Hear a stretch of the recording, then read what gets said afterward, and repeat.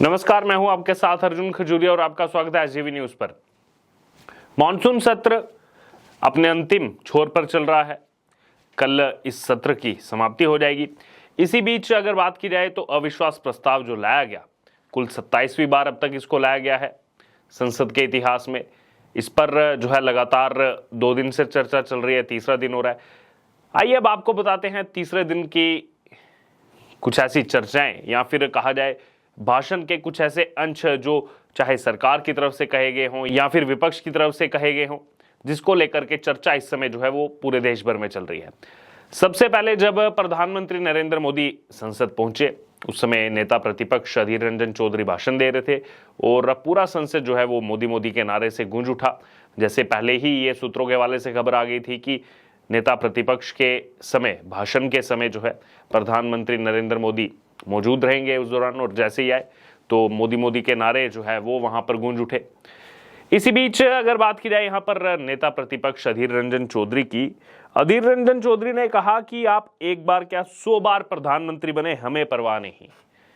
देखिए, जो स्टेटमेंट दी गई है अधीर रंजन चौधरी की तरफ से कि हमें कोई लेना देना नहीं है, मोदी एक बार क्या 100 बार देश के पीएम बने, हमें देश के लोगों से लेना देना है। देखिए, स्टेटमेंट सुनने में तो बहुत अच्छी लगती है, लेकिन अगर प्रैक्टिकल आप देखें, कांग्रेस पार्टी अगर ये कहती है, क्योंकि नेता प्रतिपक्ष हैं अधीर रंजन चौधरी, लोकसभा में कांग्रेस पार्टी को लीड करते हैं, प्रमुख चेहरा सबसे वही है वहां पर। अगर वो ये बयान दे रहे हैं कि हमें तो प्रधानमंत्री मोदी से कोई लेना देना नहीं है, वो तो 100 बार प्रधानमंत्री बन जाए। वहीं इसी बीच अगर बात की जाए, केंद्रीय मंत्री ज्योतिरादित्य सिंधिया वो भी जिस हिसाब से बरसे कांग्रेस पार्टी पर, कहीं ना कहीं ये दर्शाता है, जो प्रखर यहाँ पर भाषण उन्होंने दिया है कि कांग्रेस पार्टी में रहते समय किस प्रकार से उनको पीछे रखा गया, और यही एक कारण था कि वो बीजेपी में आए थे। कुछ देर पहले ही यहाँ पर कहा गया ज्योतिरादित्य सिंधिया की तरफ से कि इनके मंत्री संतरी ना तंत्री एक बार भी मणिपुर गए, अभी हाल ही में मानसून सत्र के दौरान कुछ गए थे। फिर आगे कहा कि हमारे गृह मंत्री ने 3 रात 3 दिन वहां पर बिताए हैं। गृह राज्य मंत्री ने 23 दिन मणिपुर में बैठकर जो है वहां पर स्थिति का जायजा लिया है। ये कल भी बताया गया था देश को गृह मंत्री अमित शाह की तरफ से। इसी बीच अगर बात की जाए तो अधीर रंजन चौधरी का एक और स्टेटमेंट इस समय वायरल हो रहा है। उन्होंने कहा कि पीएम मोदी को सदन में खींच कर लाया विश्वास प्रस्ताव, हम उनको जो है सदन में खींच करके लाए हैं, वो नहीं तो ऐसे नहीं आते। तो यही अधीर रंजन चौधरी क्या ये बताने का प्रयास करेंगे कि शीतकालीन सत्र जो हुआ था उस दौरान राहुल गांधी कितने दिन संसद में आए थे? एक भी दिन नहीं आए थे। सदस्यता तो उनकी बजट सत्र के दूसरे चरण में गई थी। मैं बात कर रहा हूं शीतकालीन सत्र की, जो दिसंबर में चलता है। एक भी दिन राहुल गांधी संसद में नहीं पहुंचे थे उस समय। और देखिए, आज अपनी ही अगर गिरेबान को जान करके देखेंगे तो समझ में आएगा कि हम क्या बातें कर रहे हैं। बहरहाल, इसी बीच अगर बात की जाए तो मल्लिकार्जुन खड़गे की भी स्टेटमेंट यहाँ पर वायरल हो रही है। मल्लिकार्जुन खड़गे जो है वो राज्यसभा में नेता प्रतिपक्ष है, और इसी दौरान यहाँ पर मल्लिकार्जुन खड़गे की तरफ से कहा गया कि हम पीएम को बुलाना चाहते हैं, लेकिन भाजपा वाले कहते हैं कि वो नहीं आएंगे। वो क्यों नहीं आएंगे? वो आ जाएंगे तो क्या हो जाएगा? वो प्रधानमंत्री हैं, कोई परमात्मा नहीं है। देखिए, मल्लिकार्जुन खड़गे इस तरह के बयान हमेशा से देते रहे हैं।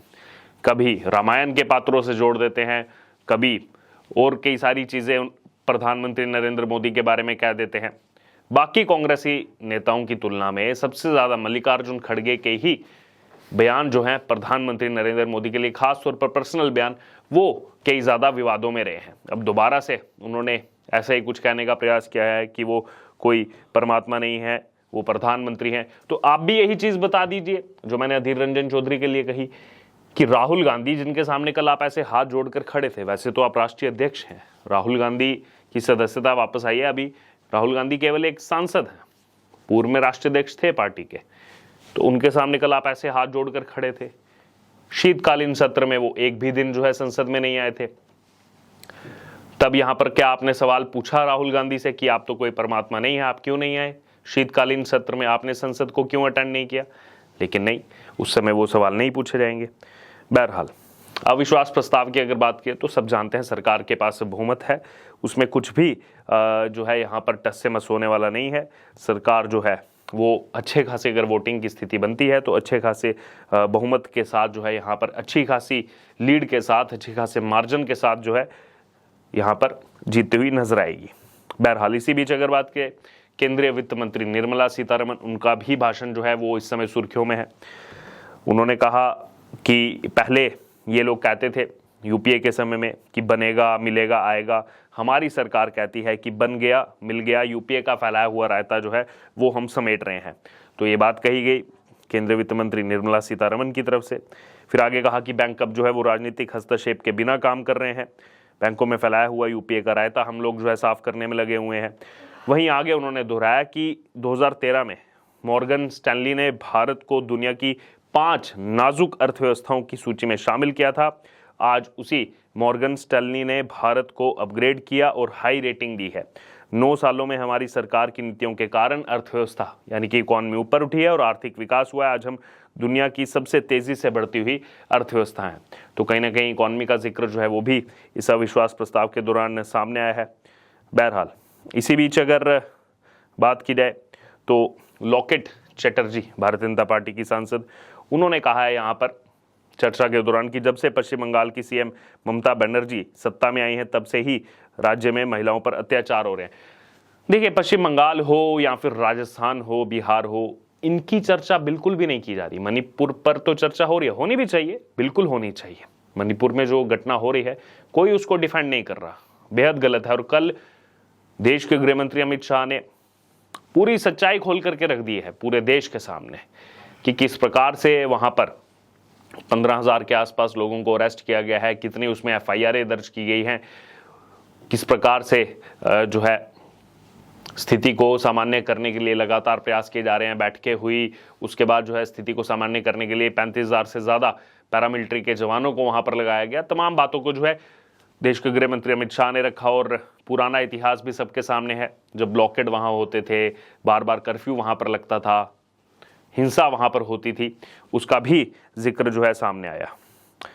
बहरहाल इसी बीच अगर बात की जाए तो विपक्षी सांसदों द्वारा जो है वो लोकसभा का वॉकआउट भी किया गया था बीच में, और उस पर ज्योतिरादित्य सिंधिया का तंज जो है अब सामने आ रहा है। उन्होंने कहा कि देश की जनता ने उन्हें बाहर का रास्ता दिखा दिया है, वो लोकसभा से खुद बाहर जा रहे हैं। क्योंकि बीच में ये सांसद जो है वो बाहर निकल गए थे, फिर वापस आए, तो उस समय ज्योतिरादित्य सिंधिया ने कहा कि लो ये वापस आ गए, लेकिन देश की जनता ने इन्हें बाहर का रास्ता दिखा दिया है, अब ये लोकसभा से खुद ही जो है वो बाहर जा रहे हैं। इसी बीच आपको ये भी बता दें, राहुल गांधी ने जो भाषण दिया था, राहुल गांधी के भाषण से जो भारत माता पर उन्होंने टिप्पणी की थी और ऐसे शब्दों का इस्तेमाल किया था, हत्या, हत्यारा और ये सब तमाम चीज़ें जो गई थी, उस पर कैंची चल चुकी है और लोकसभा की कार्यवाही से उस हिस्से को जो है यहाँ पर हटा दिया गया है। जो भी कहा था उन्होंने, हत्यारे, देशद्रोही, ये जितने शब्दों का इस्तेमाल किया था, इन सबको संसद की कार्यवाही से हटा दिया गया है। बहरहाल अब ये सब बयान मैंने आपको बताए जो इस अविश्वास प्रस्ताव की चर्चा के दौरान सरकार की तरफ से और विपक्ष की तरफ से कहे गए। अब इस पूरे मामले पर आपकी जो भी प्रतिक्रिया हो आप जरूर हमारे साथ कमेंट बॉक्स में शेयर करें। उससे जुड़े तमाम अपडेट के लिए बने रहे एसटीवी न्यूज़ के साथ। धन्यवाद।